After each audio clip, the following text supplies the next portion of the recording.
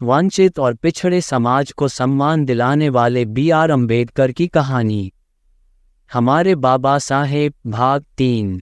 अपने परिवार के भरण पोषण की पूरी जिम्मेदारी लेते हुए उन्होंने जीवन में एक अलग रास्ता अपनाने का निर्णय लिया। अपने पिता की शिक्षाओं और उनके द्वारा पढ़ी गई जीवनी से प्रभावित होकर उन्हें अपना जीवन दूसरों की सेवा करने और आध्यात्मिक ज्ञान प्राप्त करने के लिए समर्पित करने की तीव्र इच्छा महसूस हुई। यह उनके लिए एक महत्वपूर्ण मोड़ था, क्योंकि उन्होंने एक ऐसी यात्रा शुरू की जो न केवल उनके अपने भाग्य को आकार देगी बल्कि लाखों लोगों के जीवन को भी प्रभावित करेगी। उन्होंने अर्थ और मार्गदर्शन की तलाश में खुद को विभिन्न दर्शन और धार्मिक शिक्षाओं के अध्ययन में डुबाना शुरू कर दिया। अपने अध्ययन के माध्यम से उन्होंने करुणा, सहानुभूति और सभी जीवित प्राणियों के अंतर्संबंध की गहरी समझ प्राप्त की। इस नए ज्ञान ने दुनिया पर सकारात्मक प्रभाव डालने के उनके अटूट दृढ़ संकल्प को बढ़ावा दिया। उन्होंने स्थानीय दान में स्वयं सेवा करना शुरू कर दिया, जरूरतमंद लोगों को सहायता प्रदान की और जहां भी वे गए प्रेम और दयालुता फैलाई। आखिरकार उनके समर्पण और जुनून ने आध्यात्मिक समुदाय के प्रभावशाली नेताओं का ध्यान आकर्षित किया, जिससे वे इस क्षेत्र में एक उच्च सम्मानित व्यक्ति बन गए।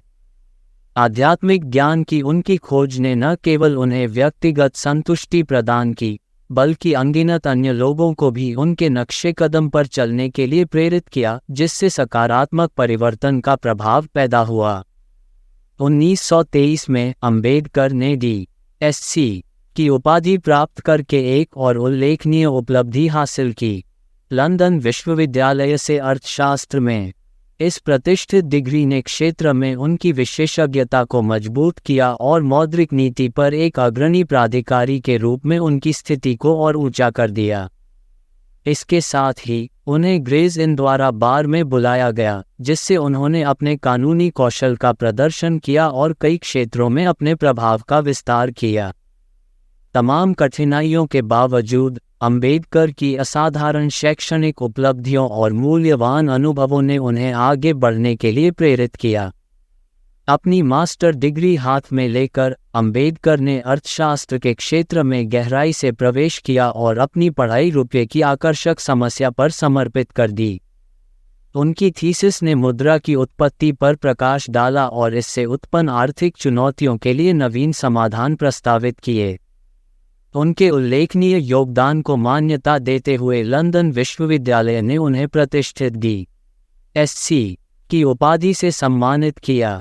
1923 में अर्थशास्त्र में इस मान्यता ने उनकी विशेषज्ञता को मजबूत किया और क्षेत्र में एक अग्रणी प्राधिकारी के रूप में उनकी स्थिति को मजबूत किया।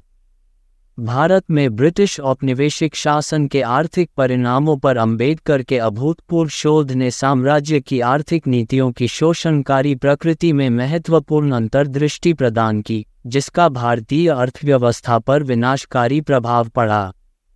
भारतीय मुद्रा को स्थिर करने के उनके दूरदर्शी प्रस्तावों को क्रांतिकारी के रूप में देखा गया, क्योंकि उनका उद्देश्य औपनिवेशिक शासन द्वारा कायम प्रणालीगत असमानताओं को दूर करना था। परिणामस्वरूप अम्बेडकर की शैक्षणिक उपलब्धियों ने न केवल उन्हें प्रशंसा और मान्यता दिलाई, बल्कि उन्हें भारत में सामाजिक और आर्थिक अन्याय के खिलाफ लड़ाई में एक महत्वपूर्ण व्यक्ति के रूप में स्थापित किया। अक्टूबर 1916 में अम्बेडकर ने ग्रेज इन में बार कोर्स में दाखिला लिया, साथ ही अपने डॉक्टरेट थीसिस को शुरू करने के लिए लंदन स्कूल ऑफ इकोनॉमिक्स में भी दाखिला लिया। हालांकि बड़ौदा से उनकी छात्रवृत्ति जून 1917 में समाप्त हो गई, जिसके कारण उन्हें भारत लौटना पड़ा। दुर्भाग्य से उनका पुस्तक संग्रह एक अलग जहाज पर था, जिसे एक जर्मन पनडुब्बी ने टारपीडो से उड़ा दिया और डुबो दिया। फिर भी अम्बेडकर को अपनी थीसिस जमा करने के लिए 4 साल के भीतर लंदन लौटने की अनुमति दी गई। पहले अवसर का लाभ उठाते हुए वह वापस लौटे और 1921 में सफलतापूर्वक मास्टर डिग्री पूरी की। उनकी थीसिस रुपये के जटिल मुद्दे पर केंद्रित थी, जिसका शीर्षक था रुपये की समस्या, इसकी उत्पत्ति और इसका समाधान।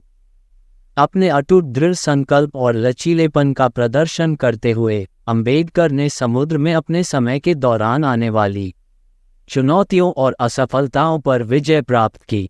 वंचित और पिछड़े समाज को सम्मान दिलाने वाले बी.आर. अंबेडकर की कहानी, हमारे बाबा साहेब, भाग 3 समाप्त। धन्यवाद। आप देख रहे थे गॉड ब्लेस टीवी हिंदी। हमारे साथ जुड़ने के लिए सब्सक्राइब अवश्य करें।